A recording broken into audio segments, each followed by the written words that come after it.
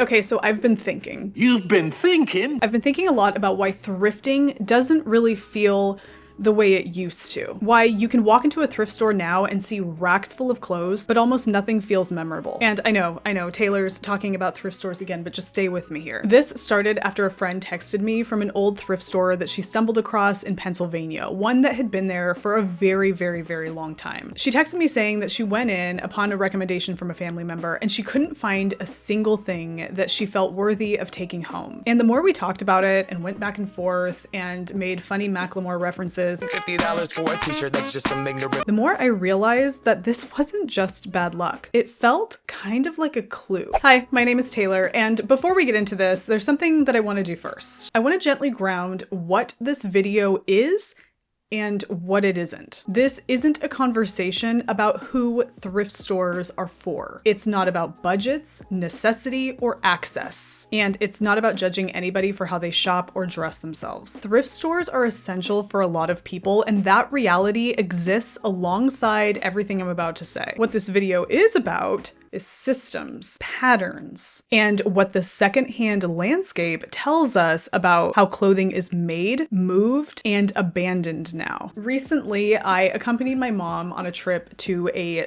couple of secondhand stores here in Las Vegas where she was going to offload some of her older clothes. And we're talking classic vintage pieces here, well constructed, made of high quality materials, things that you would want or hope to find in a secondhand clothing store, especially if you're going for that really awesome classic 70s, 80s cruise ship chic, but looking classy vibe. And I think it was beautiful. You see, instead of donating them, she wanted to bring them to these curated thrift stores here in town where she knew that the proprietor of the store would value the items that she had because she herself valued those items heavily for good reason. And the contrast between those spaces and the traditional thrift stores of today that you would find anchoring down any kind of strip mall in a big town was something that stayed with me. Not because one was better, but because they both felt like they were responding to two very different worlds. There are two secondhand ecosystems operating side by side here. We have the curated secondhand vintage shops. They select what they sell, they buy inventory outright, and they make judgment calls about things like quality, era, condition. Their pricing reflects labor, taste, and intention. Traditional thrift stores, on the other hand, like a Savers or a Salvation Army or a Goodwill, are donation-based. They take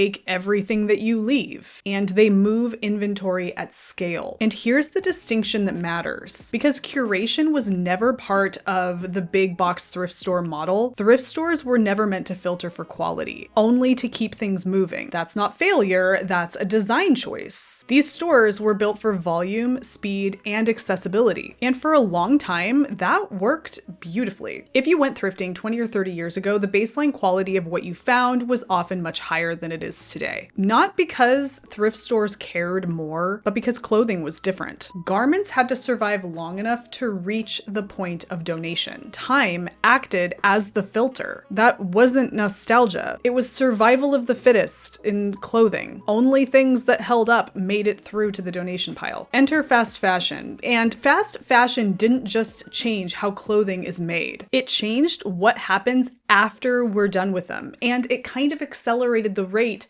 at which we get to the point of being done with them. Clothes are worn fewer times, they're donated sooner, and they degrade faster. Those things aren't separate, they're connected. And trend churn is the engine. As we know, fast fashion often relies on flash-in-the-pan trends, not classics, not silhouettes designed to quietly live in your wardrobe for years to come, but styles meant to hit hard, peak fast, and disappear. Microtrends. Algorithm aesthetics. This seasons everything. Once the visual moment passes, something important happens. The clothing doesn't become unwearable yet. It becomes socially expired. People donate not because something is falling apart in the moment, but because it feels out of step, outdated, no longer relevant. And that's typically okay. In fact, if you go back historically speaking, I'm pretty sure that's a big part of the reason why people donated to begin with, except this is happening a lot sooner. The point of purchasing the item new to the point of donating the item when it is socially expired or outmoded is they're far too close together. The time that has gone between those 2 points is so minimal normal compared to what it was years past. So clothing exits wardrobes faster than ever before, and then the materials catch up. Fast fashion is built for speed, low cost, visual impact, and short-term emotional lifespans. By the time these garments even reach the thrift stores, they're often already tired. Not because they were loved too hard, but because they were never built to be loved for long. Which means that thrift stores aren't necessarily failing at curation or choosing not to curate when they definitely could, because their business model wasn't built for that to begin with. They're just accurately reflecting a faster fashion metabolism. And here's where things start to feel a bit heavier, but also very clear. It has never been easier to get rid of things. Donation bins are everywhere. There's one that just popped up at our kids' school, and that's fantastic. Pickups are much easier. Large thrift stores are in nearly every major neighborhood. You don't have to decide what something is worth. You don't have to repair it. You don't have to sell it. You just remove it from your life. Drop it at the front or back door and drive away. And please note, I definitely participate in this system because I donate things often when I feel like I can no longer use them. Letting go feels productive. It feels virtuous. It feels like progress. And that empty space that you've created quietly invites replacement. There's also another layer to this that I think really matters, and it's about price. One reason it's become so easy to dispose of everyday clothing is that, quite simply, clothes cost far less than they used to. You can buy, for example, a pea coat today, a heavy winter coat, for a fraction of what a comparable coat would have cost decades ago. Not because it's made the same way, just more efficiently. That would be great if that were the case, but because production has been outsourced, materials have been downgraded, and labor has been pushed far from us. And when something costs less, we experience it differently. We don't remember saving for it, weighing the purchase. We don't remember it as an investment. So when it stops working for us, stylistically or emotionally, it's just easier to let it go. There's this idea that fashion has kind of hung on to, and it's often attributed to Gabrielle Coco Chanel, though I'm not really sure if she's the one who said it or if it was said like this. But the idea is essentially this: cheap clothes cost you more in the long run, not just financially, but emotionally. Because when something is poorly or cheaply made, it wears out faster. It loses relevance faster. It asks to be replaced sooner. That mindset didn't start with fast fashion, not even close, but fast fashion perfected it. When clothing is both inexpensive and short-lived, it teaches us something quietly but powerfully, that item isn't meant to stay. I see this outside of clothing as well. I actually have a vacuum cleaner that I spent a lot of money on. It works perfectly fine. It just isn't ideal for me. It doesn't fit my situation anymore. And I'm having a really hard time at the idea of just donating it.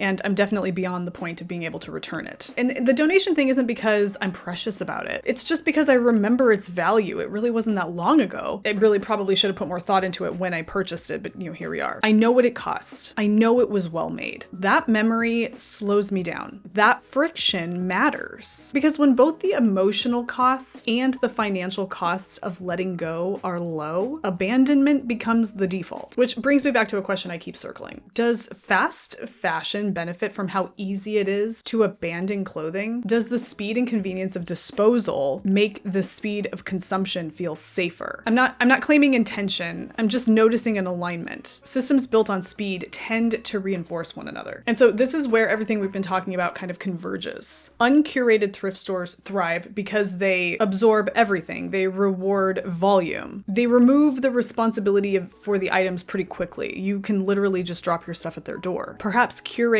secondhand shops struggle because they require time, judgment, labor, risk. They depend on people believing that the objects still carry meaning beyond the convenience. When dumping is easier than deciding, curation loses ground. And that doesn't make thrift stores bad, but it does explain why they're everywhere. Okay, now I want to approach this next part carefully. I don't believe that individuals are solely responsible for fixing massive systems, but I do think awareness matters. Markets respond to attention. Industries shift when patterns are questioned. Talking about speed, disposability, and turnover isn't about guilt. It's about checks and balances. About asking, what kinds of systems do we want to support? What kinds of rhythms do we want our lives to have? What does enough look like? That's just an invitation to become a more informed and critical consumer. Because if systems shape behavior, then awareness gives us leverage. We may not control the entire fashion industry, but we do control how attentively we move through it. And when even secondhand